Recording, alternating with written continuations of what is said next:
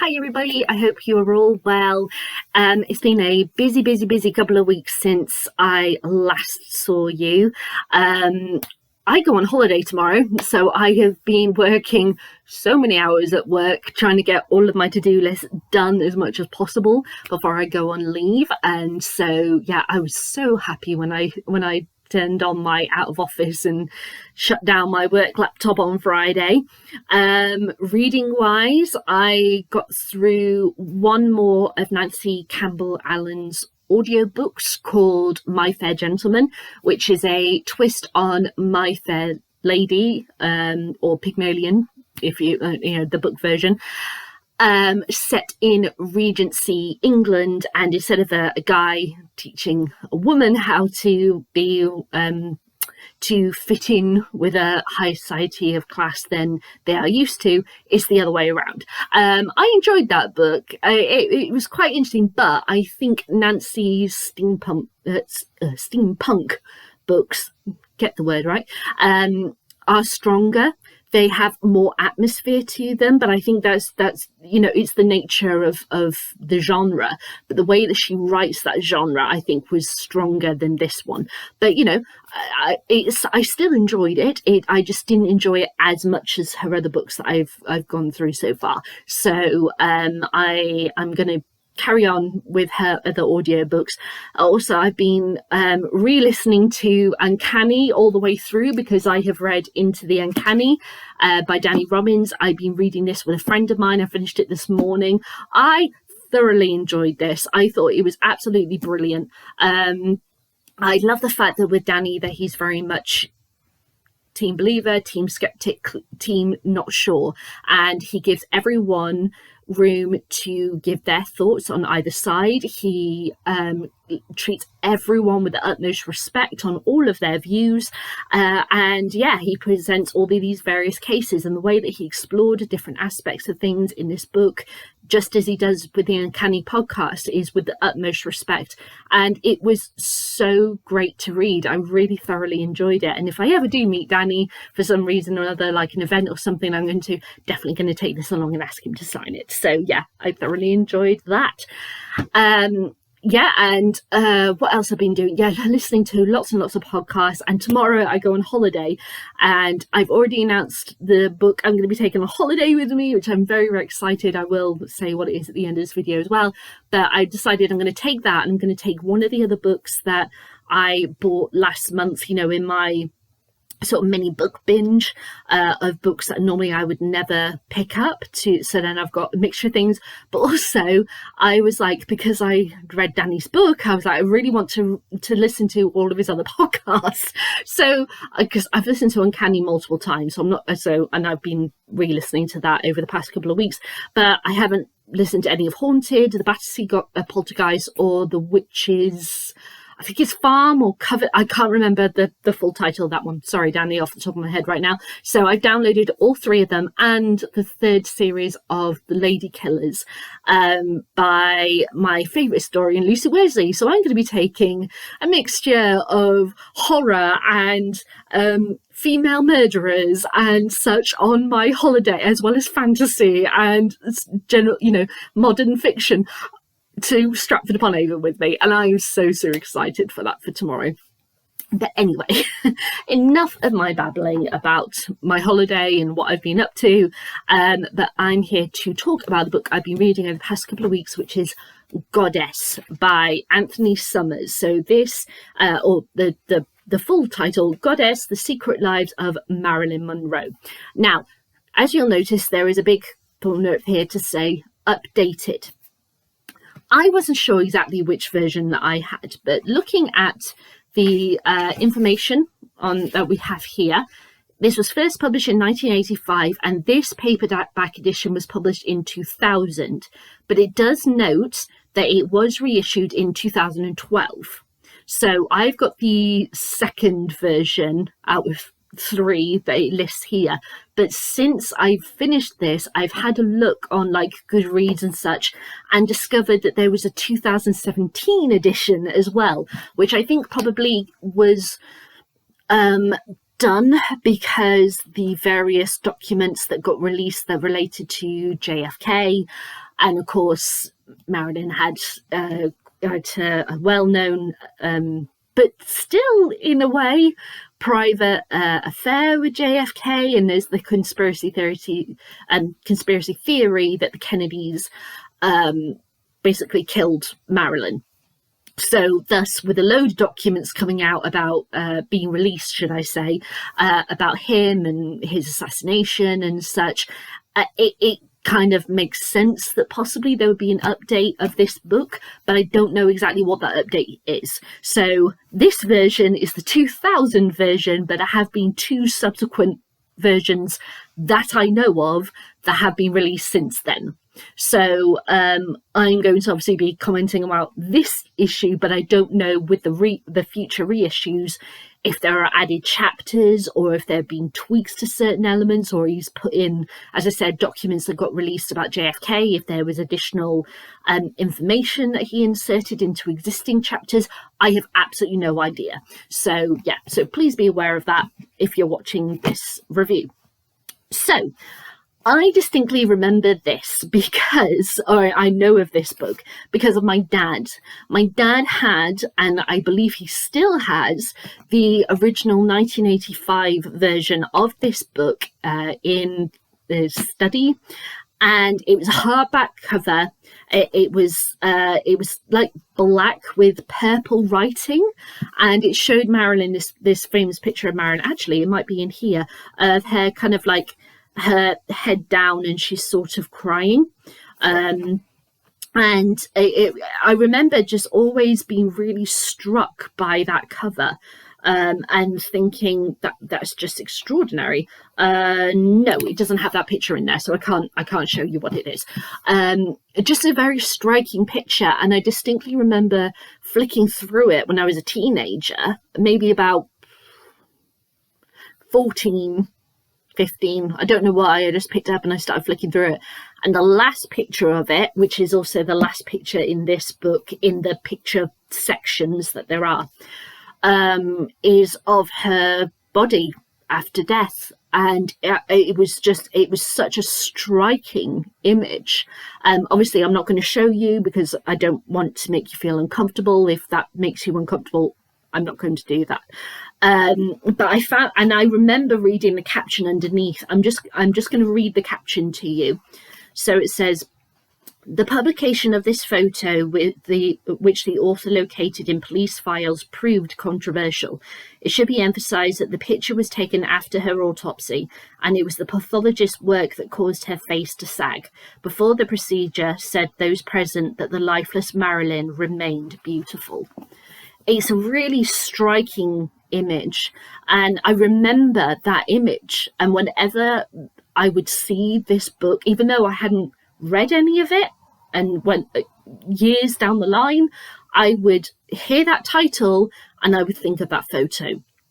So it was one of these books that was always, it hit a chord with me, clearly, but yeah, I had not read it, so I got myself a copy. I think, oh gosh, was it last year that I read Marilyn Monroe's autobiography that she was writing when she passed away, or it might have been the year before that, I can't remember which year, but I had read that book and I was like, actually I'd quite like to read another book about her.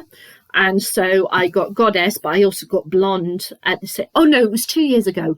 I bought them in Stratford upon Avon, and I'm going to Stratford tomorrow. And it's my first time being there in 2 years. There we go. So yeah, so I got Blonde as well, and I've read Blonde. Well, I tried to read Blonde, and that's a whole nother kettle of fish. You can see my review about Blonde in separate video, but yeah, I've now gotten around to reading this. This is deemed as being like the definitive biography of Marilyn Monroe, but of course there are lots of books that have being released about her and such, but I think maybe because of that significance of this is the book about her that was in my parents' study and is still there, or at least as far as I know it's still there, this is the one I was drawn to. So I'm totally open to reading others, and if you know of others that you would recommend, then please let me know. But yeah, this is the one that was kind of like key for me. Now, Anthony Summers has written various biographies of multiple stars, where that's, you know, political stars, so like presidents like JFK and such, but also he has written books like of Marilyn Monroe and Frank Sinatra, so a wide scope of people that he has covered. And I have to completely respect him for the amount of research that he did in this book. That is very, very clear. And also I want to shout out and respect him for his introduction, because in the introduction he very much explains that Marilyn came to fame in her adult years, but in her early kind of adult years. And obviously we know about this very scarring childhood that she had and the impact that would have on her in later life, but she came to us, into our stratosphere of knowledge of her existence, from adulthood. So he decided in this book that he was going to write it from adulthood. So it begins when she's 18 years old and she's entering into her first marriage. It was a short-lived marriage before she became famous, but it was still a really significant step in her life, because it's while she was married that she really realized, look, I want to go and try and have a movie career and become an actress. And then that led her on the path that she went on. So even though people might deem it as not a really important part of her life, it was an important part of her life and the woman that she would go on to be. So that's why he starts where he starts. I can completely understand also, because of all the stuff with her childhood, that is a lot of stuff to get through. And so I can understand him going, you know what, I'm not really wanting to go there. But he does talk about her mother, includes letters that were found in Marilyn's belongings and such from her mother. And yeah, there's a whole range of stuff to do with her mother from multiple aspects that are covered in this book. I do understand that I looked at Goodreads after I finished this book to see what people thought of this book, and it's quite polarizing. The most there is a higher number of people who kind of ranged it from 3 to 5 stars, but there are quite a few 1-star reviews, and I had a look at those 1-star reviews just to get, gauge why they had issue. And one really stood out for me, and it was somebody who was saying that how sexist it was, because it was only looking at Marilyn from the perspective of how she was portrayed and such. And they were saying how it wasn't very, I'm trying to think of the words. It didn't reflect modern kind of views on women, on Marilyn and such. And I was a bit like, okay, everyone has total honest opinions about everything. They have total right to have that opinion, and I completely respected them for sharing that view. But I did have to remind myself, like, this was written in 1985. Yes, it was like 20 odd years since she had died, but this was 1985 still. It doesn't seem that long ago, but a historian now may have treated Marilyn in a different way than a historian in the 1980s. Let's put it from another subject perspective to explain what I mean. Let's look at the wives of Henry VIII. If you look at David Starkey's version of that book, of that section of British history, and read his book, he very much is going, well, this is what historical documents show. This is therefore fact. This is what we have to know. Whereas if you look at Lucy Worsley's take on the Six Wives, she obviously goes, right, yeah, this is historical documents, but what can we learn from this? Let's think about this. And especially, let's look at Catherine Howard. Catherine Howard was the fifth wife who made a confession that there was a whole situation of her flirting and such with this other guy, which meant that she and led to charges of her having this full-on affair and caused her to be beheaded. And in this confession about her childhood and everything, she confessed that there was two men who did various acts with her, and that's, you know, what happened. And Lucy went, okay, let's look at this. David would look at it and go, because again, from the 90s, this was, just to make it absolutely clear, when his book came out and his various TV programs about monarchy and that came out, and he did a special series on the Six Wives of Henry VIII. He's like, okay, so she admitted that she did do various acts. Whereas Lucy goes, now we would look at that in our eye and go, that's actually child. We would call her an abused child. Let me put it that way, rather than saying more explicit things.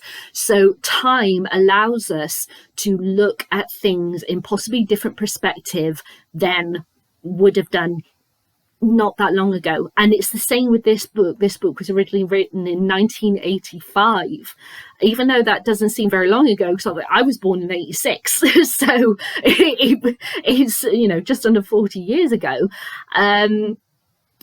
It doesn't seem that long ago, but the perspectives and the shifts of society and the way that we see things does change. So those modern ways of viewing individuals, and especially complex individuals such as Marilyn Monroe, would have been different. So I totally respect that review and other reviews who said similar things, but I have to remind myself that this was written at a different time, when the understanding about Marilyn, mental illness and such, may have been viewed differently.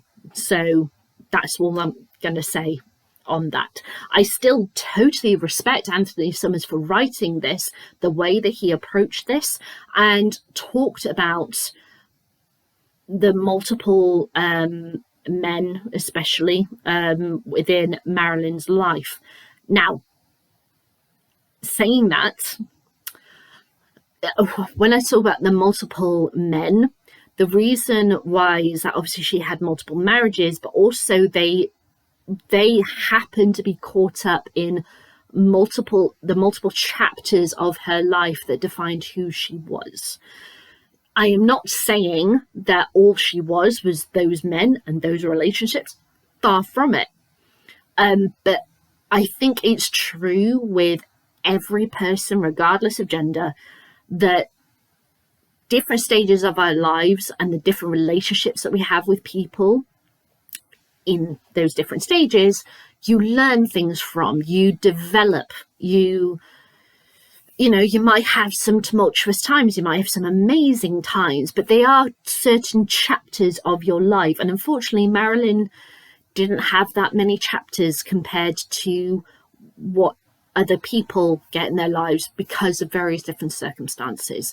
So she is defined by those relationships, those segments of time, simply because she didn't have, very tragically, a large range of those chapters of life. But my God, the things that she suffered and went through in her life were just, oh God, so tragic, so, oh,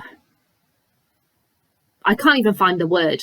I can't even find the word to express how I feel about the stuff that she suffered in her life. This book is written two halves of this book. So the first half is very much going through those chapters of her life, and then when you hit the point of her death, you then follow through the police reports, FBI stuff, all of that to do with her death, what we know, or at least this 2000 edition, because I don't know what is said in the 2012 or 2017 versions. Obviously the links to the Kennedys, etc. So, and all the various conspiracy theories that existed and still exist to this day about what happened to her. I found that very interesting from a structural point of view. It's almost like he's going, right, I'm going to give you all of the information, or at least as much information as we have available from multiple sources, and then I'm going to give you what we know about her death. And it's kind of like you decide what you feel about it, or at least that's the way that I took it. I don't believe Anthony Summers pushed his own judgment on what he believes happened to Marilyn in this book. I like the fact that he allowed us to have that open space to consider things. The one negativity I really want to throw in there, though, and it's not a negativity necessarily. It's a tough one. It's a tough one, and that is the way that Marilyn is, or should I say Norma Jean, is portrayed as a person. I kind of felt throughout that she is obviously, she's a human. She has emotion. She expresses what she expresses and such, as he shows in this book. But I kind of feel like that maybe that after spending so long with her and the police reports and going through so much documentation and such, that you kind of forget that Marilyn was human, that she was a person who had feelings. She's an object. And maybe that was a point that Anthony Summers was trying to make, and I've fallen into the trap of this book. I don't know, but sometimes it kind of felt like she's just a body, she's just a thing, she's a doll, she's a nothing. And sometimes I felt like, wow, that's really good that you actually mentioned that particular aspect of her and her life and how she felt about things, because she wanted to be, say, for example, when she went to stage school, she wanted to be respected, she wanted to learn, she wanted to be better. And giving her that time when he talked about that aspect of her life, I thought that was really interesting, in a way really showed a lot of respect for her. But then, as I said, it kind of felt like at times that it was the pretty doll, the possession. But as I said, I could have just fallen into the trap. That's what Anthony Summers wanted me to do, because that is how we viewed her. That she was this stunning beauty, this thing that we all, well, I say we, but obviously at the time when she was alive, should I say, as a society, were drawn to, like moths to the flame, not necessarily realizing there was a woman there screaming for help and no one would help her. So, yeah, did I fall into a trap that Anthony Summers had set me up and the other readers of this book into, or did I read it in a way that kind of said, well, Anthony, I think it would have been better if you treated her more of a human being? than a test, than a subject. I don't know. If you read this book, I'd love to know what you think on that. But overall, I think it was well written. It was well paced. It covered a whole range of aspects about her. It went very much in depth, obviously, with the various documents that we have. And throughout this, even though we have pictures, obviously, in the very clear segments, but we've also got pictures of various letters as well. This is a letter from her mum, isn't it? A letter from confinement of Marilyn's mother, Gladys. It is typically filled with religious references and signs of paranoia. So there are various images of letters and such that were found in her possession throughout this, as well as the two sets of photos, as you can see from the lines there. But as I said, the very last image is that image of her after her autopsy, which is really quite striking. But just so that you're aware, if you pick up this book and you might have issue with that photo, it's the very, very last photo on the very last page of the two lines segments. So I did enjoy it, even though at times I had some little issues with it. But did I fall into a trap that Anthony Summers had deliberately written it that way? Or is it a genuine irk about the way that this book has been formed? I don't know. I'll let you decide. Have you read this book? I'd love to know what you think. Leave a comment in the comments box below. Give a thumbs up, thumbs down. It's hard to let you decide. And yeah, I'm going on holiday tomorrow. I'm very, very excited, and I am taking with me It Starts With Us by Colleen Hoover. Yay! I'm so excited. I loved It Ends With Us, and Atlas is my favourite character, and this starts the minute after that book ends and follows Atlas's story. Perfect. I'm so happy. So I think I might take with me as well to Stratford, because I think this isn't going to take me long to get through. I might take one of those other books that I bought with me, as mentioned, that I had gotten through, that I bought, to get through last month.